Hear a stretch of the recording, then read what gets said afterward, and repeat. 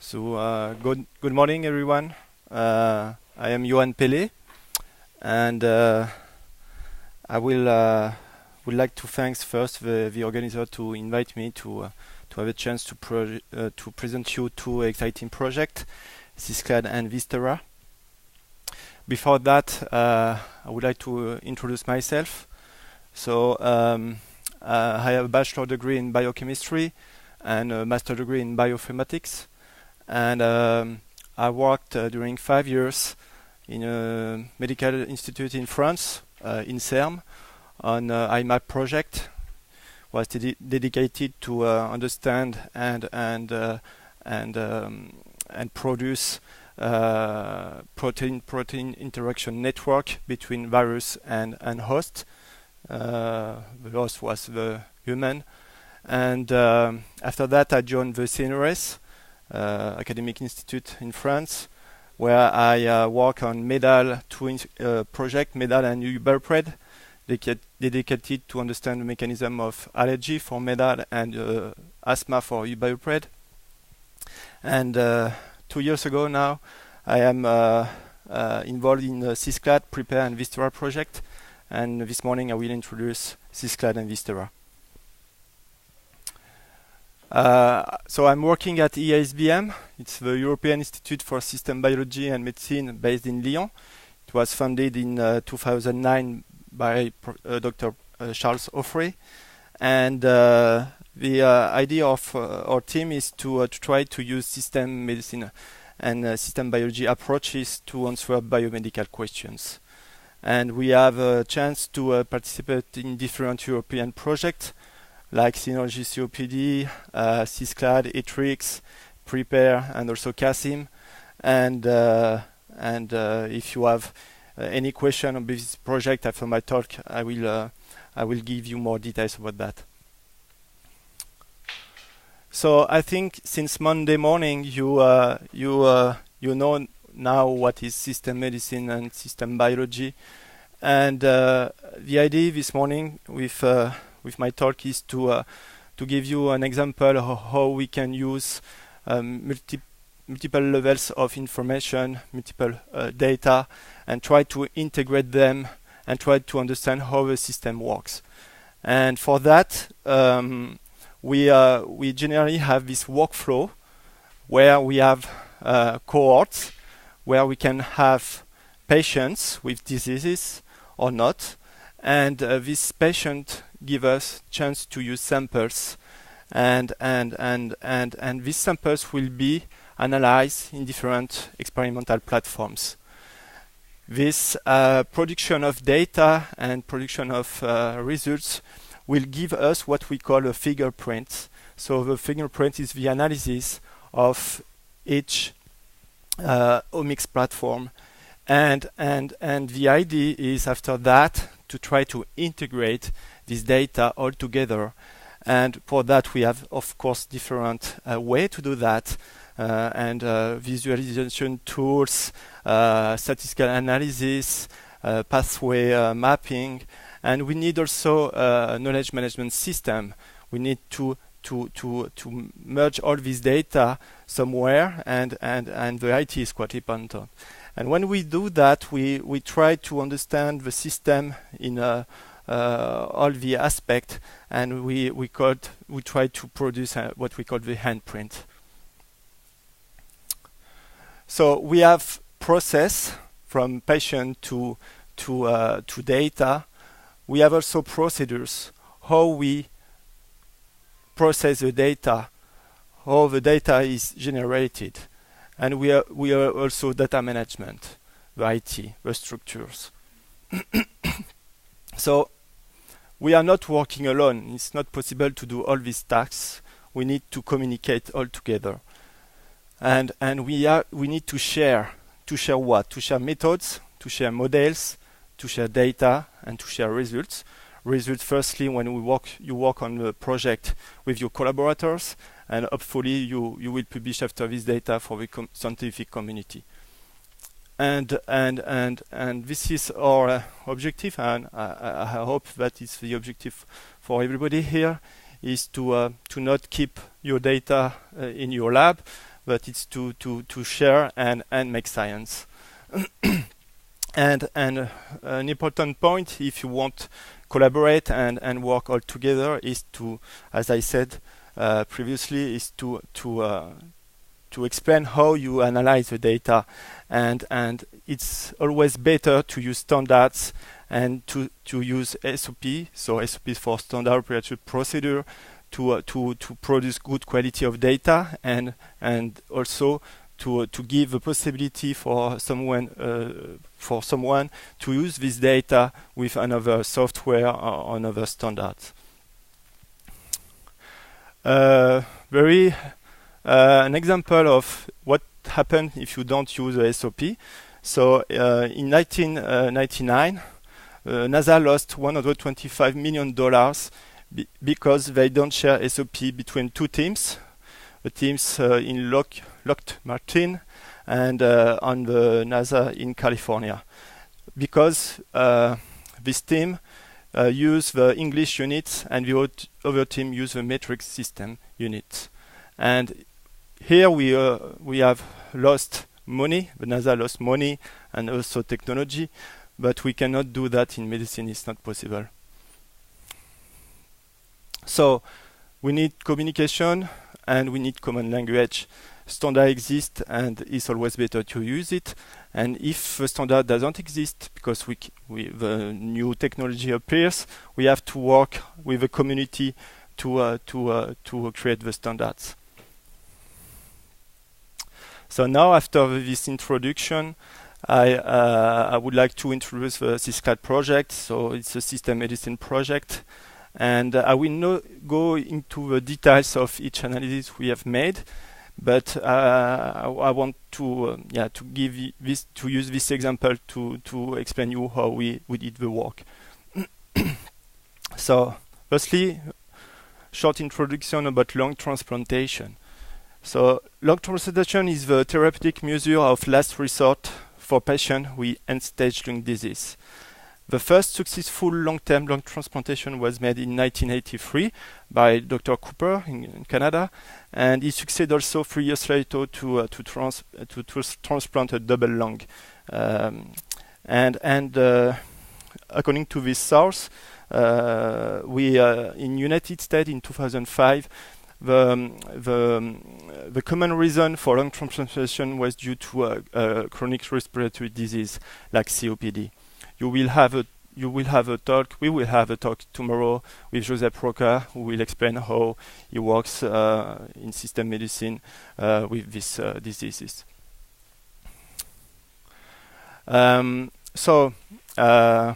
This is the number of transplants since 2011. We have approximately a little bit less than 4,000 lung transplant each year in the world. And if I have a question, how cost one lung transplant? Do you have an idea about that? 65,000 euro per transplant.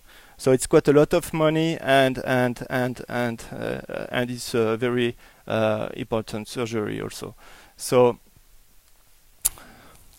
the problem when you make a lung transplantation is that 50% of people who has a lung transplantation develop a CLAD, what we call a CLAD, a chronic allograft dysfunction, 5 years after the transplantation. And this number increased to 75% after 10 years. Chronic allograft dysfunction, we can distinguish two phenotypes. The first one is the bronchiolitis obliterans syndrome, BOS, and the other one is the restrictive allograft syndrome, RAS. So here you can see that how we in the clinic we can separate these two phenotypes. You use the spirometry, and we see the decrease after the transplantation of FEV1. FEV1 is for forced expiratory volume in 1 second. And we have the same for RAS, but we have also a decrease of the total lung capacity. And here we can see the CT scan for two patients, one who was with a BOS and the other one with RAS, and we can see the lung is smaller than this CT scan. Okay. We observe also that the RAS, we have less RAS than BOS when a patient have a CLAD. So when I will continue my talk and using CLAD, I don't distinguish the difference between these two phenotypes, and when I want to specify the phenotype, I will use BOS and RAS. So why we decided to apply for a call and try to understand how we can use system medicine approach on a European project. So SysCLAD is for prediction of chronic lung allograft dysfunction. It's a FP7 health system medicine project funded from 2012 to 2014. So the project is finished now, but during 2 years we work in collaboration with different partners from academia and SMEs, France, Switzerland, Germany participate to this project, and the idea was to try to identify some biomarkers using a system medicine approach and using a complete integration of large experimental data set, and I will explain now how we did that. We tried to do that. Okay, so what's the idea? What's the strategy? Here you have two important time points. The first one is the transplantation, so it's T0, and after the transplantation, you have two phases. You have a phase where something is happening in your body, but you don't have any symptoms. And when you start to have clinical manifestation, generally it's too late. And the idea is to try to identify some biomarkers during this time and try to make prevention. And for that, how we did that, we have here the how we access to the samples. So here you have the transplantation, the T0, and after we follow patients during 5 years, and we had samples at V3 for 6 months after lung transplantation and V4 12 months after lung transplantation. And at this time, we don't use samples for patients who has declared CLAD. So everybody who give us the samples are stable. We don't see any manifestation of a CLAD. And with these samples, we will try to predict if people will develop a CLAD. And now, so we have clinical data, we have samples from blood or bronchoalveolar lavage, BAL, and we will do some experimental analysis with this data, and we will do the quality control, a very important step for each of them. And after, for each omics, we will do the analysis to produce the fingerprint.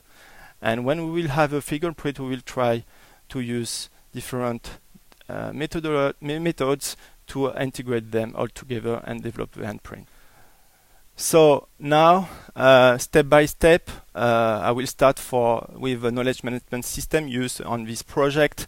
So I know that some of you know the company Biomax. They are involved in different European projects to manage this step, and this tool was used to share data and access to data, and this is a key element to work in collaboration with all together. So here you have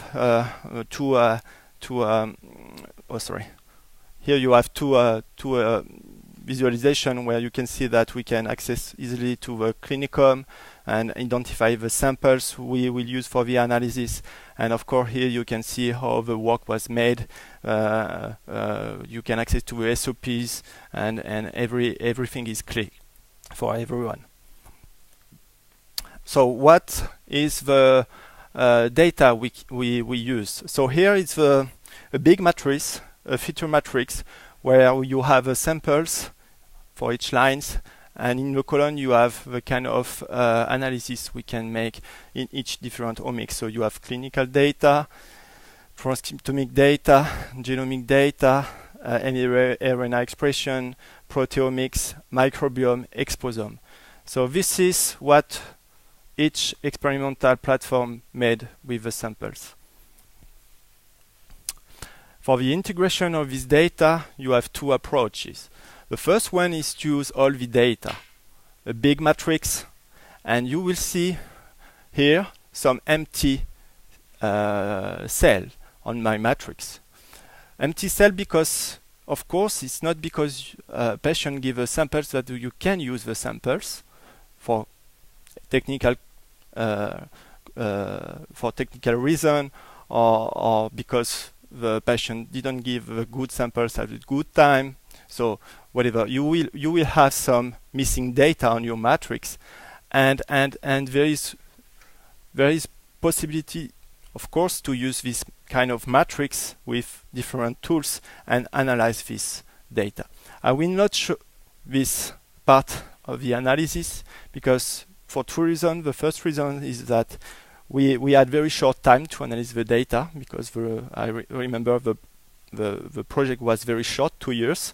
So we analyzed the data during the last 2 months only, and we decided to use the second approach. The second approach is to use less data, but we have a good matrix, homogeneous matrix with for all patients.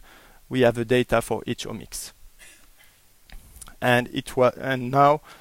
Following this approach, I will show you what we made in very short time again. So the idea is to integrate them, and for that, this is the number for each omics of samples and patients involved. We give us samples with the heterogeneous matrix. So it's potentially what we can use for the integration analysis for the heterogeneous matrix. And you can see that we have a clear follow-up during 3 years of 422 patients who are from, the majority are from the COLT cohort. So COLT cohort is in Nantes, France, and the STCS cohort is in Switzerland. And some of them are dead, some of them are still alive after 3 years. Okay, and we have quite a good proportion between male and female. And here it's the phenotype observed at 3 years, not during the sampling. And here it's the number of patients who give us samples for the genotyping, so 120. And you can see here that if you want to use the homogeneous matrix, the number compared to the number of patients in the clinicum, we are less and less patients. So let's start now how many samples we use for homogeneous matrix. With the number 120 is our maximum number of patients we can use using all the omics. And after study the omics selection, we decided to use only 59 patients. 59 patients only because some of them are not, samples was not used for the other omics, and also because some of them declare CLAD during V4 and not V3 or V3 and V4. So we decided to only use samples without any CLAD declaration. And after that, you have from the 59 patients, you have here the number of samples used for each omics. And the idea was firstly to analyze the fingerprint for each of them using very standard analysis pipeline. So for the transcriptomic, microRNA, genotyping, and proteomics. And after that, we try to incorporate all this data all together on a big network. So from the 59 patients, this is here at 3 years. So again, insist about that. We have, during the sampling, everybody is stable. And after 3 years, we know that from these samples, we have 34 stable, 17 BOS, 8 RAS. So the idea now is to use this group of patients and study different omics according to these distinctions of the group. So let's go now in specific for the different analysis. So transcriptomic, we have blood at V3, at V4. This is a table who summary these different samples used at V3 and V4. So we made the analysis at V3, at V4, and we merged also V3 and V4. And we, for example, when we compare CLAD against stable, it's all the CLAD at V3 and V4. So CLAD is for BOS and RAS. We didn't make the difference. We have, of course, we use the standard for the quality control for the transcriptomic here, and after we use standard for the analysis of the data. And here, so I will go here directly to this table. So here it's a summary table of the number of gene differentially expressed after this analysis, where you have a different group we compare. Here it's the number of samples used for the comparison, and I will now only speak about two groups, the BOS against stable, 30 against 65 samples, and CLAD against stable, 41 again versus 65 patients. So here it's the number, we have different cutoff to distinguish the significant genes, and this is the number with a higher cutoff for the transcriptomic. So when you have a list of genes in transcriptomic like that, you have the second step is, for example, to make functional enrichment analysis, and we have I will show you here the result of this analysis with CLAD against stable, where we have very nice pathway like aerobic respiration. So we are confident with the genes we found on the analysis. And here it's the same analysis when we compare BOS against stable, where we can see a pathway, a cake pathway like allograft rejection, will give us also a confident result about this first step. Of course, everything is ongoing for the analysis and the interpretation of this analysis, and it's another discussion we can have after. The idea was, when you have also this list of gene transcriptomic, is to use what exists on the network world. And of course, we have quite a lot of tools to use. When you have, for example, in green, it's our gene list, and we try to understand and to create the network from this targets and identify the neighbor of this protein or genes and see if they are interconnected on the network. So here it's the protein-protein interaction network. In green you have our genes up or down regulated, and in purple, we have the neighbor of this protein. So we made that for the CLAD network, for the BOS network, and it's also ongoing analysis. We merge also our two lists of genes together. We have 26 common genes between BOS and CLAD, and if we do exactly the same, we have the highest interconnected network here with a very lot of edge in our network. So for 371 nodes here in this network. In color you have the different genes used to create this network, and in purple it's the neighbor of these genes. and we represent here using a way to represent the same network with up or down regulated genes. So also this is ongoing process for the analysis here. So now transcriptomic is done. Let's move to proteomics, and the proteomics we used blood and BAL samples. Again, the samples was sampling at V3 and V4, and we also exactly like transcriptomic make the same kind of analysis.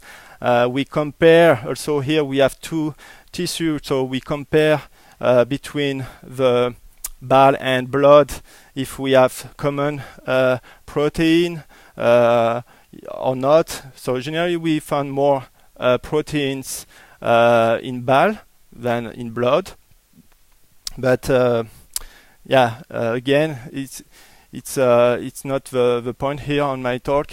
And now we have Proteomic, Interactomic, Transcriptomic, and the idea was to compare this result all together and to see if we have common targets on all these results. So it's very simple. We don't do anything else, just comparison between the different data sets, and I will show you after, because again it was very short time for the analysis, so it's very simple things here. So do we have common genes altogether? Do we have, is these genes are interesting to understand the system? It's the question here, and but let's move now for the genomic part of the analysis in this project. And we have, so 120 is the maximum number of people who can give us genotyping results. And again, so this is GATC who made this work using Illumina HiSeq, and so it's not whole genome sequencing, it's exome sequencing. And from GATC we used after the Ingenuity variant analysis pipeline to analyze the data and find variants at the end of the analysis. So quickly on the analysis, we made the same than the others, and we use different filter to try to use a small quantity of gene and variants. So this is the number we obtain with when we compare the selected patient who was CLAD. So 59 number totally, and CLAD against stable, and the same BOS against stable. And now the idea was to see if something give us some information when we merge everything all together. So I cannot show you everything. Nothing is published yet, and again it's ongoing analysis. And but I can show you this first result where we observe interesting common protein. So here it's the S100 proteins. It's a family with 19 members, and this family is involved in the calcium-dependent mechanism and are also involved on the inflammations and cytoskeleton constitutions. And you can see here with two box plot the result of a transcriptomic for this one of this member of the family. So it's the S100-812 protein. You have, so let's start with this one. So here you have a stable patient. Here you have the CLAD patient, so BOS and RAS. And you can see that this is expressed for CLAD compared to stable. And again, remember that there is no, the sampling was made at V3 and V4. So we have a upregulation for this protein, and if we try to distinguish now the phenotypes between BOS and CLAD, BOS and RAS, we see that we have higher regulation for this protein for BOS, and not really for RAS. So as I said, RAS, we don't have a lot of patients, and probably this is not seen here, but we cannot, we don't have enough patients with RAS to make sure that we have no upregulation for this group of patients.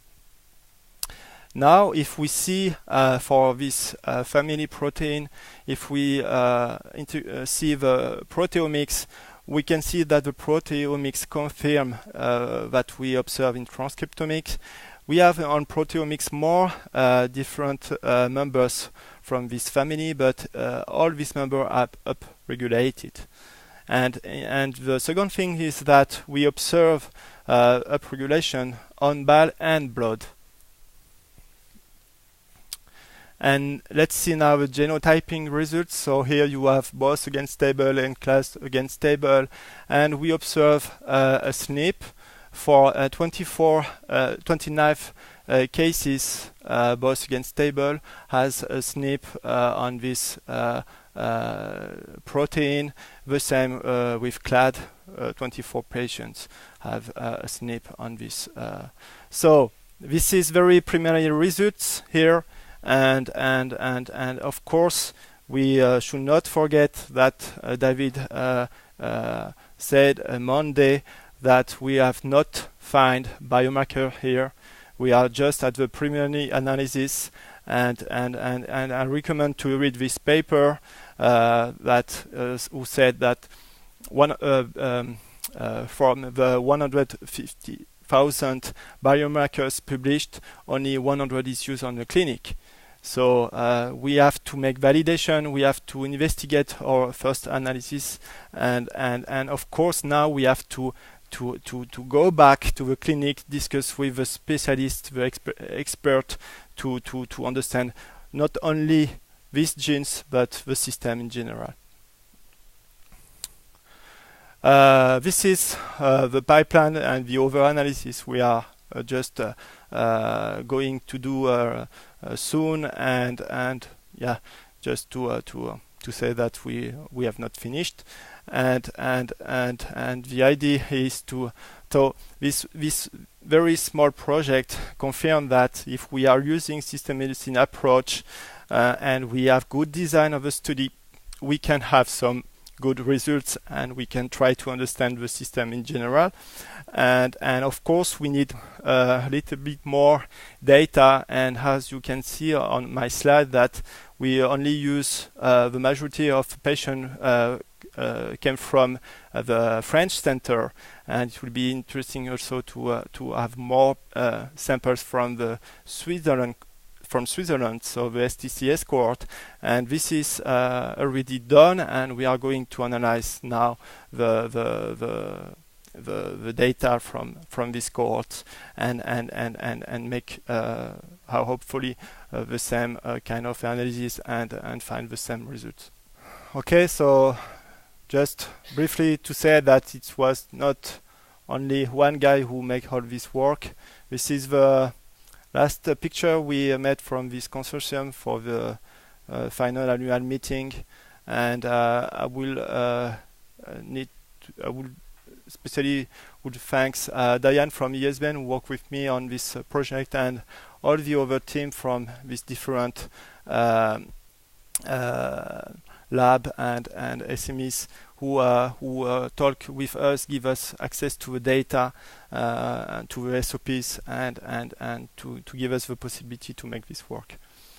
Yeah, so it was the first part of my talk, and now I will try to bring you to another project more dedicated to personalized medicine.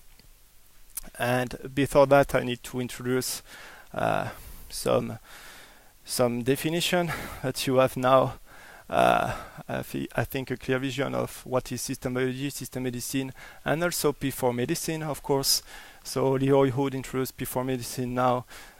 I think 10 years ago, no, and predictive, preventive, personalized, and participatory.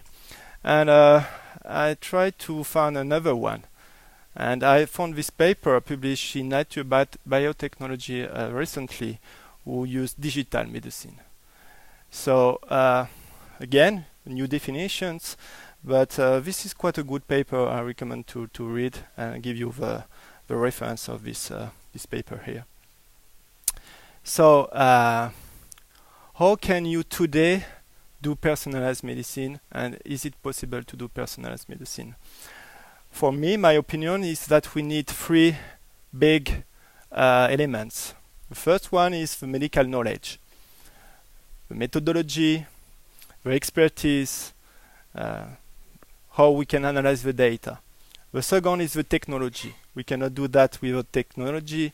For example, here I use genome sequencing. I will go in more details after that. And the third part is the IT infrastructure to manage all this data and analyze all this data. So this is not only three words, it's more than that, of course, and I will try to give you some example for these three elements. Let's start with knowledge management. So you ask a question, do we have an example of or study of personalized medicine? So I try to give you two references. The first one is this study. Michael Snyder in 2012 published this paper, Personal Omics Profiling with Dynamic Molecular and Medical Phenotypes. He's the first one who used his samples to analyze the genomic, transcriptomic, proteomics, metabolomics, everything in clinical during 40 months. And he observed during this time infectious from RSV and HRV, for example. And he also observed that he was susceptible to develop diabetes too.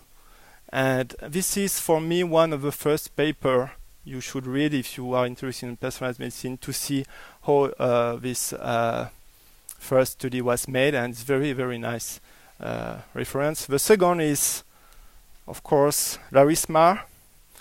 So Larry Smarr is a physicist, and also he built a big computational center in the United States, and he started to use sensor in 2000, and he lost, for example, 20 pounds in 10 years only using this sensor and see the data and be active to change the way to his lifetime. And he didn't just use sensor, he also makes some laboratory analysis. And so he started to create what we call his cloud data. Every data on the center, and he has very big screens, very huge, and he used this big screen to see the data, visualize the data, and he wants to see his doctor and say, okay, something is wrong with my data. The doctor says, I don't have symptoms, so you are not sick. Go back to your home and come to see me when you have symptoms. And after he changed the doctor, and after a long time he see that he has I don't remember exactly what was the problem, but he distinguished some problem with his colon. So this is the first two pioneers who start to practice and try to introduce personalized medicine. And we are going to shift from system medicine, where you integrate the data with the network, try to understand the system, to personalized medicine, where now we don't use anymore the name cohort. We use, or if you use it, the cohort is n=1, and now we are all different, and we try to understand each of the separately, or it works in our body, and the doctor is not the center now of the medicine, but it's the patient, and the patient work with the doctor and make the team. So another reference here from paper from Genome Medicine from Leroy Hood and Charles Frey, who published Participatory Medicine. Now the patients or us won't participate to our health and understand what's going on in our body. Okay, so let's shift to technology. It will be more cool. So I think everybody knows this guy, Steve Jobs. He said, I think the biggest innovation of the 21st century will be at the intersection of the biology and technology, and you are at the beginning. So can be agree or not with him, but I agree. And some example of what we are living now, the IT revolution. A great example is to see how costs today genome sequencing compared to now 15 years ago, and it's incredible to see this decrease. And 2014, one genome sequencing cost for $4,000, and maybe today it costs $1,000 using the Illumina i7 10X. It's a meta reality today. It's not. You can have your opinion, but Leroy Hood said that in 5 years it would cost about 500 euros.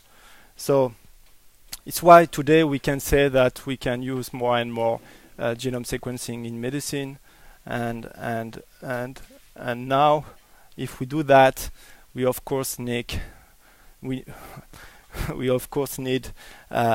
to firstly develop standard pipeline to develop analytic tools, and also to use big infrastructure to manage this data, analyze this data, and store this data in a secure way. Another example of genotyping here, I think you know everybody, Angelina Jolie, and she used genetic test and took the important decision to have a surgery, and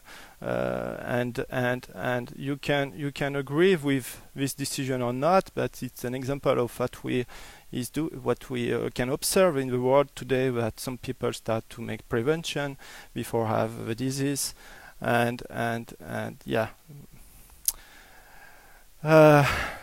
Generated data.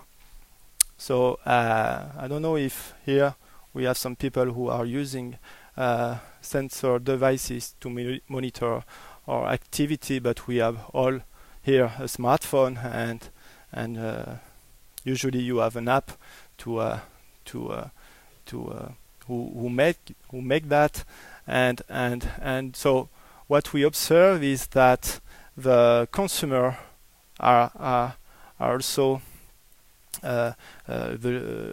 won't drive her health, want access to data, want see the data, and it's why we observe a big IT revolution on this domain, and of course you can say, oh, is it very valuable to use this kind of device, $20 found on the market in medicine? Of course you have to test the device. You have to be sure that what you observe, the different movement you will do can be correctly interpreted in a computational way, and that your activity means something and not just be sit on a chair. So some devices are FDA approved, some are not. The selection of devices is certainly a challenge if you want to use it in medicine, and of course, as I said, the phone with apps can do a lot of things also to measure everything. So we have big choice today. The market is exploded, and we can see some people who are working on try to give a possibility to visualize genome data on your phone, and maybe some doctor will see a patient come and say that according to my sensor I'm clinically dead, but okay, that's just a joke. So after now big data, IT infrastructure, agree. We have data, a lot of data, too much data, big data, but what we can do with them is here. And so the objective is not to have more and more data, is to be able to use it to analyze the data. And in medicine, we should have in mind that we can use more data, and it can be on the benefits from the patient or for us. But which data we have to use, I don't have the answer, but it's why we will try to launch soon Vistera project, and I will now shift to this in more details. Yeah, a few words. If we start to use medical data, analyze the data, we should not forget the data privacy, the confidentiality of the data. It's medical data. We cannot do what we want, and we have to keep in mind that it's very, very important to not forget to use this kind of secure infrastructure. So 2 years ago, I have a chance to visit the ISB in Seattle and met Leo Hood. It was the picture we took. So he's here. You have Lee, Charles, the ISB team, and our team. Somebody know Alfredo Cesario, and Christophe Pizan, Jean-Louis Pépin, and it was a very exciting trip, and we have a chance to share with ISB the protocol of the study 100K, started now 1 year ago in Seattle, and the objective now is to start the Vistera project, who is the baby of the 100K project from Seattle in France, and hopefully we will try to make some collaboration in different countries in Europe, India or China to increase the number of participants to this kind of study. So the idea is to try to make prevention, and for that we need to start from scratch. We need to identify some targets, some biomarkers who can give us the signal when someone who think is healthy is in transition to a disease. And if we have a signal who give us this information that someone is on transition between healthy and disease, we can try to make prevention before the apparition of before too late. And yeah, so it's the idea to that is to study this area, and for that to have data from exposome, the clinic, and different omics data, integrate them, and for N=1.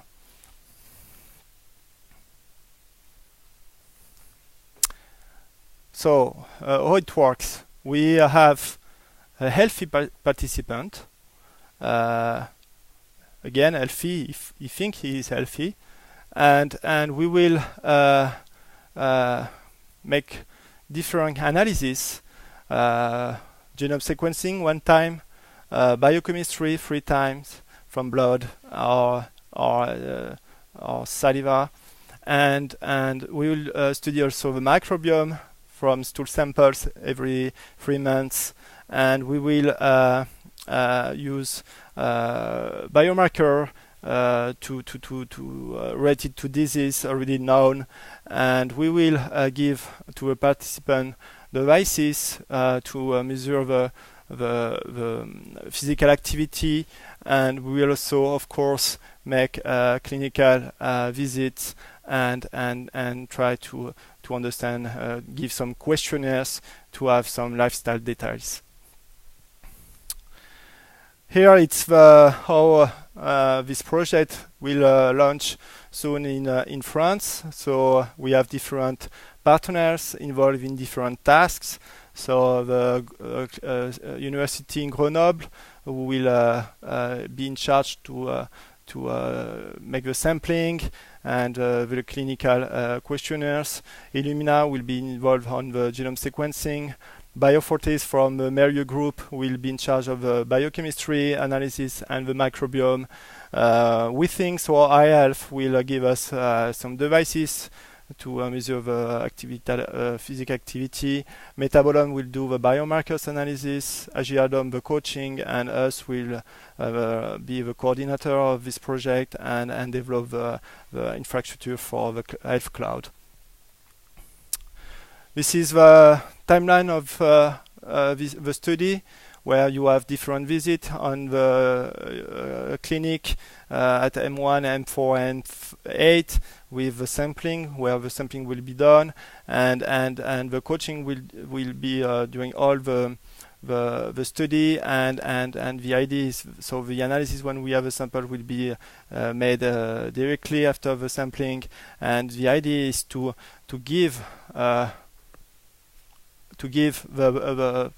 develop a big infrastructure for the data, to analyze them, and very importantly to give access in different way, mobile or web application, to give access for the participant, for the physicist, for every people involved on the project, with the authorization to access to the data again, to understand and visualize the data. Okay, so a long trip to be here today, from the beginning, human genome sequencing, different workshop, different paper,